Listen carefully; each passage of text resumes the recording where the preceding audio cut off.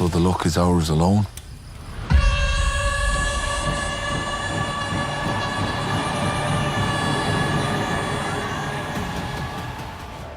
Hey everyone, welcome back to the channel. If you loved Game of Thrones and House of the Dragon, then here's something you have on your radar for sure. For those of you who have been living under a rock, HBO is releasing a brand new prequel series called A Knight of the Seven Kingdoms on January 18, 2026.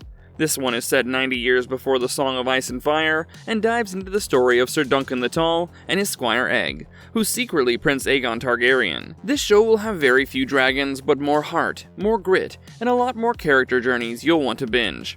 Today we're going to dig into the legend of Duncan the Tall. How does a nameless boy become a knight who's remembered for centuries? Let's jump in. Before we go into our explanation, we have a very small request. If you like our content, please support us by subscribing to our channel. This is a small click for you, but for us it means a lot. Thank you. Let's begin. Ser Duncan the Tall. Never heard of him. Do you know every knight in the Seven Kingdoms then? The good ones. Duncan was from Fleabottom. Okay, picture this. A giant of a boy in Fleabottom, the grimiest quarter of King's Landing, chasing a pig through the alleys. That kid is Dunk before he is a Sir. He has no parents, no noble name, nothing but the grit you get from living hand to mouth. Sir Arlen of Pennytree finds him there and takes him on as a squire, and that little rescue changes everything. It teaches him how to ride, how to hold a sword, how to take a beating without folding, and most importantly, how to keep your feet when the whole world tries to knock you down. Growing up among gutters and market carts gives him street smarts and a real stubborn loyalty to people who have to fight for every scrap. Those roots show up over and over in the stories. Dunk never loses the instinct to protect the smallest person in the room. For a man who later wears plate and answers to honor, the fact that he started in the stew and alleyways is the heart of why people trust him so much.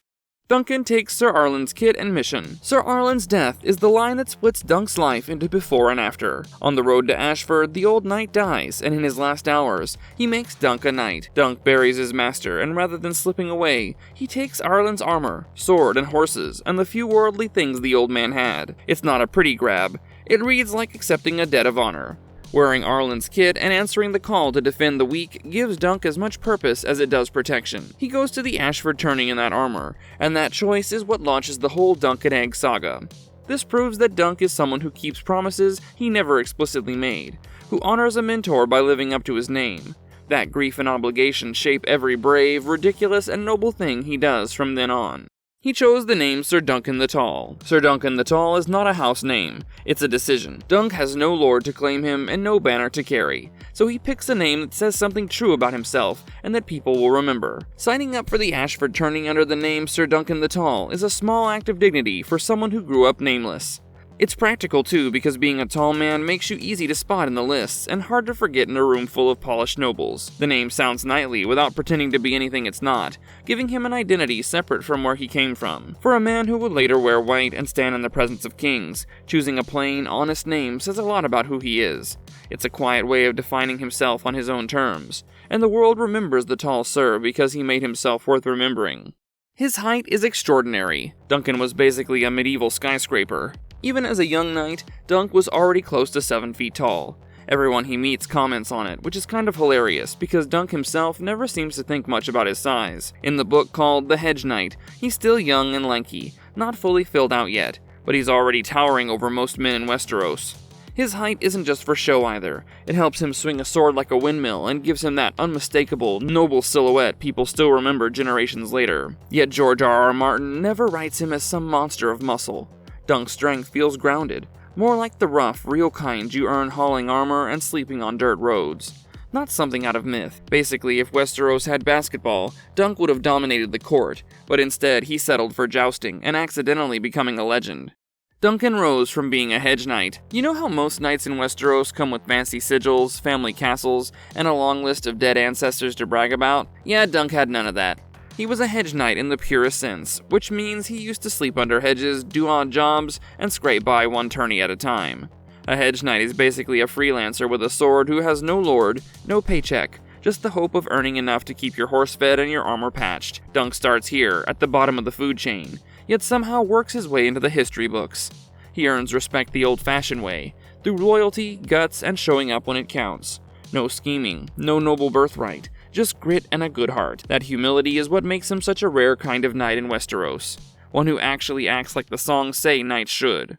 Duncan defends Tenzel the puppeteer and started a royal mess. This is the moment that truly made Dunk famous and nearly got him killed. During the Ashford tourney, a traveling puppeteer named Tenzel Too Tall gets harassed by none other than Prince Aegon Targaryen, one of those royal brats who thinks cruelty is a hobby. Dunk, being the walking definition of chivalry, steps in and knocks the prince flat. Now, punching a Targaryen isn't exactly a life decision most people survive. Aegon, furious and humiliated, demands justice, which leads to a trial of 7, one of the rarest and most dangerous duels in Westeros. 7 knights fight for each side, with Dunk's ragtag crew facing down the might of House Targaryen. Against all odds, Dunk survives, earning not just his life, but the friendship of Egg. It's a perfect Dunk moment. He acts on instinct to protect a stranger, and somehow ends up rewriting his own destiny in the process. Egg becomes his squire under disguise. When Dunk first meets Egg, he thinks he's just some scrawny bald kid hanging around the stables. Desperate for a job, the boy has a mouth on him, a stubborn streak, and eyes that seem a bit too sharp for a peasant. Dunk eventually agrees to take him on as his squire, figuring he could use the help and maybe teach the kid a few things about knighthood. What he doesn't know is that this scruffy boy is actually Aegon Targaryen, a prince of the realm hiding his identity. It's one of those moments that would sound ridiculous if it weren't true. Egg learns about honor, humility, and the real world while traveling beside a man who doesn't even realize he's shaping a future king. The best part is how naturally their friendship grows. Dunk treats Egg like any other kid, not a royal heir, and that's probably why Egg grows into one of the most grounded rulers Westeros ever had. Duncan once picked his own sigil, since Dunk didn't have a family crest handed down by ancestors, so no grand lineage is equal to no ancestral sigil waiting in a lost chest. When the time came to pick something that would represent who he is, he chose something simple but meaningful, an elm tree and a shooting star above it. Egg suggests it as they camp by a pool, watching an elm and the stars overhead. Dunk agrees. This sigil becomes very close to him, not because of birthright, but because of shared moments under open skies. It actually tells you a lot if you think about it. The elm is steady and rooted. The shooting star is something fleeting and bright, a spark in the dark. Together, they work. It shows Dunk's willingness to define himself by what he sees, what he values, and what he experiences. That symbol becomes a part of his identity, whispered about later when others remember him. Duncan becomes Lord Commander of the Kingsguard. Dunk's story is full of quiet wins, but this one might be his biggest. After years of traveling and fighting as a hedge knight, Dunk eventually earns a place in the Kingsguard, the most elite group of knights in the 7 kingdoms. And when Egg takes the throne as King Aegon V, he appoints Dunk as Lord Commander. Think about that for a second. The same man who once slept under trees is now leading the king's personal guard. It's one of those full circle moments that feels right. Not because of luck or lineage, but because Dunk always lived by the code even when it cost him. He protects the king not for power or fame, but because that's who he's always been. His rise from a nobody in Flea Bottom to the highest knightly rank in Westeros is a pure testament to how decency can still win in a world that usually rewards cruelty. Duncan dies in the tragedy of Summerhall. Every legend ends somewhere, and Dunk's story ends in fire.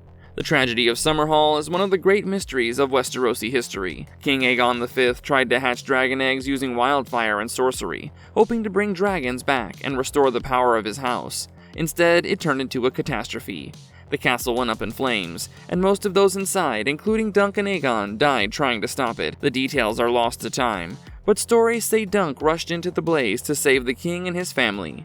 It's exactly how you'd expect him to go. Not backing away from danger, not thinking of himself, just doing what felt right. His death marks the end of an era, and though the fire erased the details, it couldn't erase his legend. Even generations later, people still talk about Ser Duncan the Tall, the knight who stood taller in spirit than anyone else. Man stands for someone else. That is how legends begin. Marvelous verdict. Ser Duncan the Tall is one of the rare kinds of characters who feels heroic because he earns it, not because he's born for it. He grows, he stumbles, he stands for people who can't stand for themselves, and that makes every triumph of his feel earned. If a Knight of the 7 Kingdoms captures just half of what the Dunk and Egg stories promise, we're in for a show that'll become folklore in its own right. I'm excited, I'm hopeful, and I plan to watch every frame. If you're pumped too, hit that subscribe button, ring the notification bell, and drop a comment. Which fact surprised you the most about Dunk so far? I'll see you in the next one.